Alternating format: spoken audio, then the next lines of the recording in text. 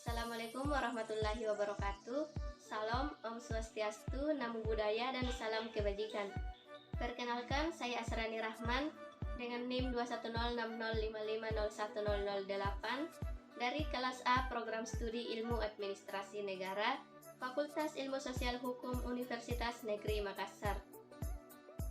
Pada kesempatan kali ini, saya akan membawakan materi mengenai budaya, kode etik, dan etika dalam pelayanan publik. Setiap orang mempunyai kepribadian yang unik, demikian juga dengan sebuah organisasi. Kepribadian mempengaruhi cara kita bertindak dan berinteraksi dengan orang lain. Budaya merupakan cara hidup yang berkembang serta dimiliki bersama oleh kelompok orang dan diwariskan dari generasi ke generasi. Budaya terbentuk dari berbagai unsur yang rumit, termasuk sistem agama, politik, adat istiadat, dan lain sebagainya. Pelayanan pada dasarnya dapat didefinisikan sebagai aktivitas seseorang, sekelompok, atau organisasi, baik secara langsung maupun secara tidak langsung, untuk memenuhi kebutuhan. Munir mengatakan bahwa pelayanan adalah proses pemenuhan kebutuhan melalui aktivitas orang lain secara langsung. Jadi, pelayanan pada dasarnya adalah kegiatan yang ditawarkan oleh organisasi atau perorangan kepada konsumen yang bersifat tidak berwujud dan tidak dapat dimiliki. Davis dan Gautam menyatakan bahwa budaya pelayanan merupakan sebuah pola pikir pelayanan dalam organisasi yang berfokus pada produk dan pelayanan yang kemudian mendefinisikan bagaimana organisasi belajar dan mengembangkannya dari perspektif karyawan dan pelanggan. Menjadi bagian dari organisasi berarti menjadi bagian dari budayanya.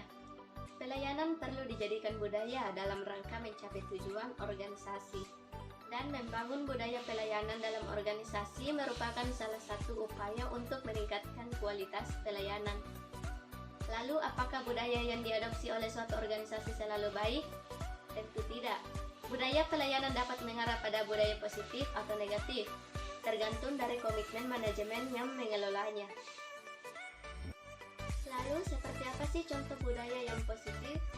Contoh budaya yang positif diantaranya seperti disiplin, tepat waktu, rajin, produktif, taat aturan, jujur, dan sebagainya, memperhatikan dan melayani pelanggan atau stakeholder dengan baik, serta mampu menerima saran dan kritik atau feedback yang membangun. Sedangkan contoh budaya negatif itu seperti malas, tidak tepat waktu, melanggar aturan, kerja asal-asalan, memperhatikan diri sendiri dan tidak peduli dengan orang lain atau egois, dan merasa paling benar, serta tidak mau menerima masukan dari orang lain. Budaya pelayanan akan membentuk karakter dan standar pelayanan dalam sebuah organisasi. Dalam hal ini harus didukung oleh proses pelatihan yang berkesinambungan. Budaya pelayanan menjadi sangat penting karena budaya yang kuat dalam pelayanan akan mengarahkan perilaku karyawan secara konsisten dalam melayani pelanggan. Selain itu, budaya pelayanan merupakan prasyarat sukses untuk membangun organisasi yang berorientasi pada pelanggan. Penerapan budaya pelayanan. Penerapan budaya pelayanan harus berlaku bagi semua karyawan, dari atasan sampai ke bawahan. Harus adanya sosialisasi mengenai budaya pelayanan yang diterapkan di dalam sebuah organisasi. Selain itu, budaya pelayanan juga harus dibentuk dan membutuhkan waktu sampai benar-benar menjadi bagian dari diri karyawan, yang mana membutuhkan komitmen dari semua pihak yang menjalankan proses tersebut. Hubungan etika dengan budaya. Etika merupakan standar moral yang menyangkut baik buruk dan benar salah. Budaya dapat mendorong terciptanya perilaku etis atau sebaliknya, dapat mendorong terciptanya perilaku tidak etis. Secara umum, etika dapat diartikan sebagai suatu susunan prinsip-prinsip moral dan nilai. Prinsip-prinsip tersebut kemudian diakui dan diterima oleh individu atau suatu kelompok sosial sebagai suatu yang mengatur dan mengendalikan tingkah laku, serta menentukan hal yang baik dan hal yang buruk untuk dilakukan. Secara konkret, prinsip-prinsip moral dan nilai tersebut biasanya diwujudkan dalam suatu kode etik, yaitu suatu aturan sistem atau standar yang memuat prinsip-prinsip mengelola moralitas, dan tingkah laku yang diterima dalam suatu lingkungan masyarakat. Kode etik pelayanan publik menurut American Society for Public Administration mencakup 9 hal. Yang pertama, pelayanan kepada masyarakat adalah di atas pelayanan kepada diri sendiri. 2. Rakyat adalah berdaulat dan mereka yang bekerja dalam instansi pemerintah pada akhirnya bertanggung jawab kepada rakyat. 3. Hukum mengatur semua tindakan dari instansi pemerintah. Apabila hukum atau peraturan dirasa bermakna ganda, tidak bijaksana atau perlu perubahan, kita akan mengacu kepada sebesar-besarnya kepentingan rakyat sebagai patokan. Yang keempat, manajemen yang efisien dan efektif adalah dasar bagi administrasi negara. Penyalahgunaan pengaruh, penggelapan, pemborosan, atau penyelewengan tidak dapat dibenarkan. Pegawai-pegawai bertanggung jawab untuk melaporkan jika ada tindakan penyimpangan. Yang kelima, sistem penilaian kecakapan, kesempatan yang sama, dan asas-asas etikat yang baik akan didukung, dijalankan, dan dikembangkan. 6. Perlindungan terhadap kepentingan rakyat adalah sangat penting. Konflik kepentingan, penyuapan, hadiah, atau favoritisme yang merendahkan jabatan publik untuk keuntungan pribadi tidak dapat diterima. 7. Pelayanan kepada masyarakat menuntut kepekaan khusus dengan ciri-ciri sifat keadilan, keberanian, kejujuran, persamaan, kompetisi, dan kasih sayang. Kita menghargai sifat-sifat seperti ini dan secara aktif mengembangkannya. 8. Hati nurani. Hati nurani memegang peranan penting dalam memilih arah tindakan. Ini memerlukan kesadaran akan makna moral dalam kehidupan. Tujuan yang baik tidak akan pernah membenarkan cara yang tak bermoral. Yang kesembilan dan yang terakhir yaitu para administrator negara tidak hanya terlibat untuk mencegah hal yang salah, tetapi juga untuk mengusahakan hal yang benar melalui pelaksanaan tanggung jawab dengan penuh dan tepat pada waktunya. Pelayanan publik hendaknya mendahulukan peran daripada wewenang. Melayani bukan dilayani, mendorong bukan menghambat, mempermudah bukan mempersulit, dan sederhana bukan berbelit-belit. Prinsip-prinsip etika pelayanan publik yang dikembangkan oleh Institut Jobson Amerika mencakup 11 hal. Yang pertama, jujur, dapat dipercaya, tidak berbohong, tidak menipu, mencuri, curang, dan berbelit-belit. Yang kedua, integritas, berprinsip, terhormat, tidak mengorbankan prinsip moral, dan tidak bermuka dua. Ketiga, memegang janji, memenuhi janji serta mematuhi jiwa perjanjian sebagaimana isinya dan tidak menafsirkan isi perjanjian itu secara sepihak. Yang keempat, setia, loyal, dan taat pada kewajiban yang seharusnya dikerjakan. Yang kelima, ada adil, di mana memperlakukan orang dengan sama, bertoleransi dan menerima perbedaan, serta berpikiran secara terbuka. Yang keenam, perhatian, memperhatikan kesejahteraan orang lain dengan kasih sayang, memberikan kebaikan dalam pelayanan.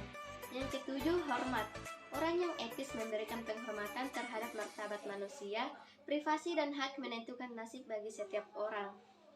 Yang kedelapan, kewarganegaraan, kaum profesional sektor publik mempunyai tanggung jawab untuk menghormati dan menghargai serta mendorong pembuatan keputusan yang demokratis. Yang kesembilan, keunggulan, orang yang etis memperhatikan kualitas pekerjaannya, dan seorang profesional publik harus berpengetahuan dan siap melaksanakan wewenang publik.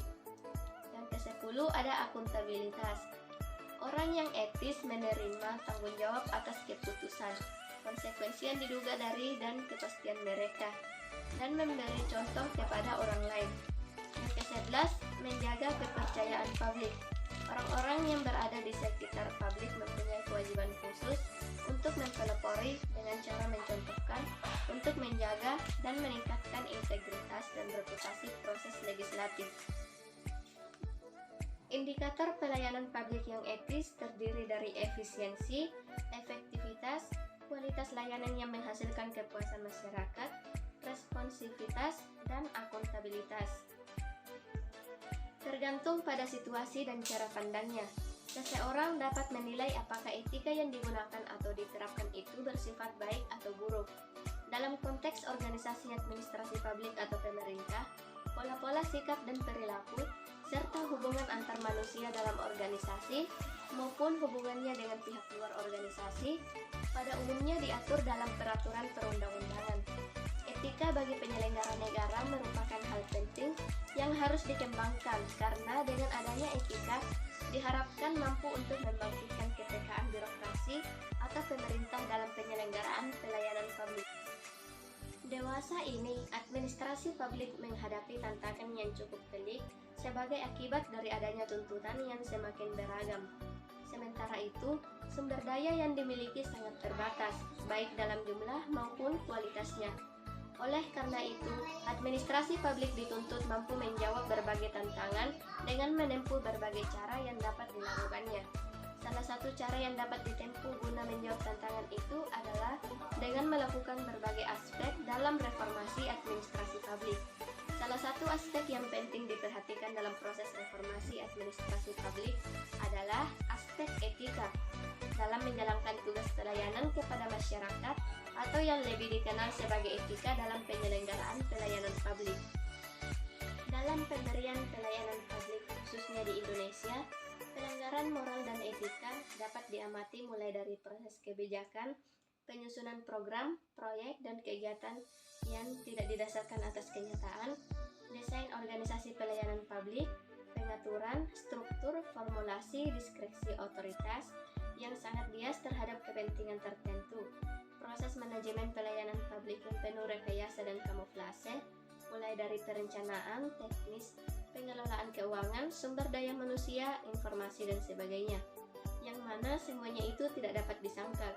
Semua pelanggaran moral dan etika ini telah diungkapkan sebagai salah satu penyebab melemahnya pemerintahan.